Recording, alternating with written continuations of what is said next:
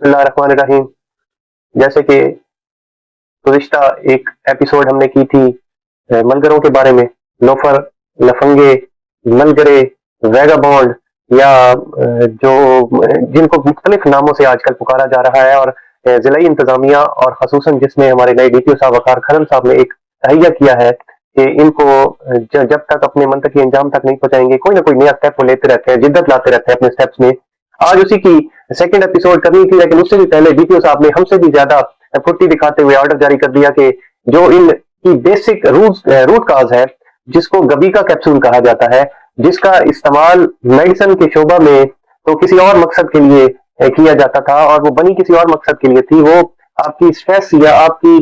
जो एंजाइटी है उसको दूर करने के लिए एक बड़ी प्रॉपर और बड़ी अच्छी सी एक मेडिसिन बनाई गई थी, जिसको गलत इस्तेमाल करते हुए और जिसका ओवरडोज या ज्यादा इस्तेमाल करके फिर उसको अल्कोहल या बड़ी आसानी से मिलने वाली एक मशरूब स्टिंग के नाम से बोतल आती है, उसमें डालकर उसको इस्तेमाल करके उसका इफेक्ट ज्यादा बूस्ट करके इस्तेमाल किया जाता था और इंसान जो है वो हवास बाख्ता हो जाता था, उसका नशा जो है वो पूरा हो जाता था और पता नहीं किसी खास तरह का एक लुत्फ सरूर वो हासिल करते थे। और ना सिर्फ ये कि वो बाकी नशों की तरह उनका नशा पूरा करता था, बल्कि उनको किसी और दुनिया में ले जाता था कि इंसान इंसान से मलगरा बन जाता था। और ये जो हालत आपने ईद पर देखी है और जो पुलिस के ऑफिशियल पेज पर और सोशल मीडिया पर मुख्तलिफ वीडियोस में आपने उनका बेहंगम सा एक अजीब सा रवैया देखा है, उनको खुद नहीं पता, इतने खूबसूरत नौजवान और उन्होंने अपना बेड़ा गर्क किया हुआ है और उन्हें ये भी नहीं पता कि हमने क्या किया है। और उन पर वो शेर बड़ा बिल्कुल सादिर आता है कि मुनीर, इतना सादा हूं कि मैंने अपने आप को बर्बाद ही कर दिया है और मुझे इस चीज का इदराक ही नहीं है कि मैंने अपने आप को बर्बाद कर दिया। वो शेर की जो तशरीह है उसमें बिल्कुल फिट आते हैं ये मलगरे कि उन्हें खुद नहीं पता कि हमने अपने साथ क्या किया है। तो डीपीओ साहब ने जो इकदाम उठाया है गबीका कैप्सूल्स की अवेलेबिलिटी पर, लेकिन डीपीओ साहब यहाँ भी थोड़ी सी कानूनी तौर पर और ग्राउंड रियलिटी अगर आप देखें तो आप किसी भी लीगल मेडिसिन को बैन नहीं कर सकते। जो लोग इसका लीगली इस्तेमाल करते हैं फिर उनके लिए भी मुश्किलात इसमें पैदा होगी। हाँ, आप इसमें लीगल पॉइंट ऑफ व्यू इस तरह लेके आए कि आप सारे मेडिकल स्टोर्स को पाबंद करें कि किसी मेडिकल स्पेशलिस्ट या डॉक्टर की प्रिस्क्रिप्शन या उसकी रसीद या उसकी पर्ची पर लिखा हुआ अगर ना हो तो आप किसी को भी मेडिकल स्टोर को पाबंद कर सकते हैं कि वो मेडिसिन या वो गबीका कैप्सूल जारी ना करे। लेकिन अगर वो प्रिस्क्राइब करके लाता है और आगे मेडिकल स्टोर पर वो चीज अवेलेबल नहीं है और वो चीज उसकी जरूरत है मेडिकली, तो ये भी सर आपको थोड़ा सा इसमें मसाइल का सामना करना पड़ सकता है। तो आपके लिए तो बड़ा आसान है, आप इस चीज की डीसी साहब के साथ मिलकर, क्योंकि सारे के सारे जो ड्रग रेगुलेटरी अथॉरिटीज हैं या ड्रग इंस्पेक्टर्स हैं उनके थ्रू ये सख्ती करवाएं कि बगैर प्रिस्क्राइब्ड किसी डॉक्टर के या मेडिकल स्पेशलिस्ट के उनकी रसीद पर उनकी पर्ची पर ना हो तो बेशक जारी ना करें। और मेडिकल स्टोर वाले कभी भी जब उन पर सख्ती होगी और उनको माली तौर पर जेर बार लाया जाएगा, उनकी दुकानें सील होंगी और सील होने के बाद उन पर एफआईआर होगी ममनुआ जो मेडिसिन है बेचने की, तो वो सर ऐसा कभी भी नहीं करेंगे। और ये जो मेडिकल की जो रेगुलेटरी अथॉरिटी है या जो ड्रग इंस्पेक्टर जब किसी भी मेडिकल स्टोर को सील करते हैं तो ये आम आवाम को भी मैं बताता चलूं कि बड़े भारी जुर्माने इन पर होते हैं और बड़ी देर तक इनके जो मेडिकल स्टोर हैं ये सील पड़े रहते हैं। तो ये जब इंतजामिया की तरफ से एक लेटर उनको जारी होगा या हुक्मनामा जारी होगा तो कभी भी ये जारी नहीं करेंगे। लेकिन असल चीज जो देखने की है वो ये है कि सारे का सारा काम इंतजामिया ने नहीं करना। वकार खरल ने कोई ठेका नहीं उठा लिया, ठीक है, उसकी ये जॉब का हिस्सा है, लेकिन वो 50% किरदार अदा कर सकता है। जो बाकी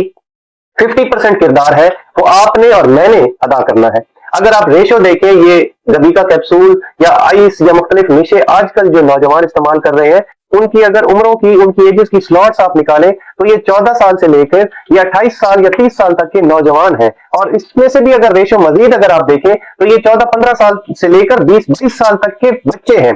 और फिर मैंने किसी से ये पूछा कि कोई भी कोल्ड ड्रिंक अगर आप देखते हो तो कोई ना कोई शॉर्टेज उसकी जरूर होती है। किसी भी आप बड़ी बेकरी पर चले जाओ, छोटे करियाने पर चले जाओ, कभी कोक शॉर्ट होती है, कभी पेप्सी, कभी नेक्स्ट कोला। एक वाहिद बोतल है स्टिंग जो छोटे से छोटे करियाने पर भी अवेलेबल है, जो छोटी सी छोटी जो सराइकी में कहते हैं हट्टी पर भी अवेलेबल है, और बड़ी से बड़ी बेकरी पर, बड़े से बड़े डिपार्टमेंटल स्टोर पर भी वो अवेलेबल है।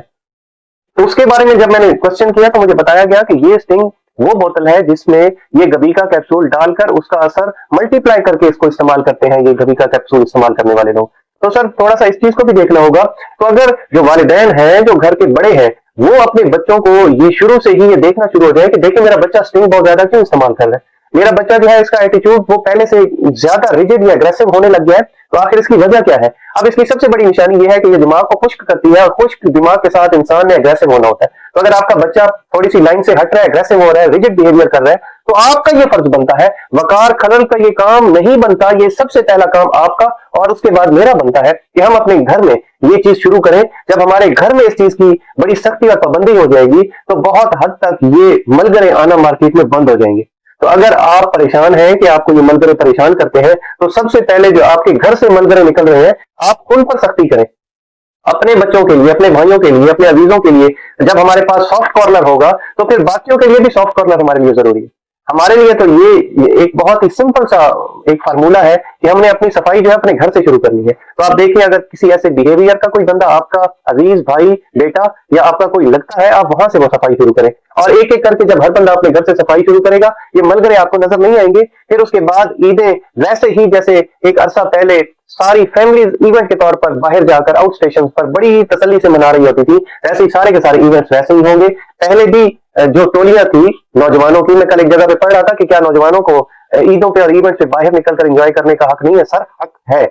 लेकिन वो एक तहजीब के दायरे में रहकर। पहले भी डेरा इस्माइल खान से बड़ी बड़ी टोलियां हमारी एक यादाश्त के मुताबिक चश्मा पे आती थी, लेकिन वो साइड पर गवर्नमेंट यूनिवर्सिटी के बहुत बड़े बड़े विजिट्स और टूर जो है वो चश्मा पे आते थे। वो एक जगह मुख्तस कर लेते थे अपनी, और उस जगह पर वो डांस भी करते थे, खूबसूरत अतंग जिसको कहते हैं, वहां पे उनके भंगड़े हो रहे होते थे और लोग रोडों पे खड़े होकर एंजॉय कर रहे होते थे। लेकिन ये जो मलगरों का डांस है, मलगरा डांस, ये कोई यूनिक किस्म का ही डांस है। ये तो कोई फातरुल अकल अफराद है जो ऐसा कुछ कर रहे हैं, ये तो समझ से ही बालातर है। लेकिन वो आपके और मेरे भाई है, मेरे और आपके बेटे हैं, हमने उनकी इस्लाह करनी है। और इस्लाह कब होगी? जब हर बंदा अपने घर से शुरू करेगा। तो गैबिका कैप्सूल हो या चाहे आइस हो या कोई भी निशा हो, जब आपको कोई भी निशानी ऐसी नजर आए कि आपका घर से कोई अजीज उसमें या उस ऐसी किसी हालत में मुब्तला हो रहा है जिसमें वो पहले नहीं था, तो आपने फौरी तौर पर वो प्रिकॉशनरी मेजर्स लेने हैं, ताकि बाद में आपको और मुझे और बाद में फिर जाके माशरे को ना पछताना पड़े। अल्लाह ताला हम सबका हामी नासिर हो। पाकिस्तान जिंदाबाद।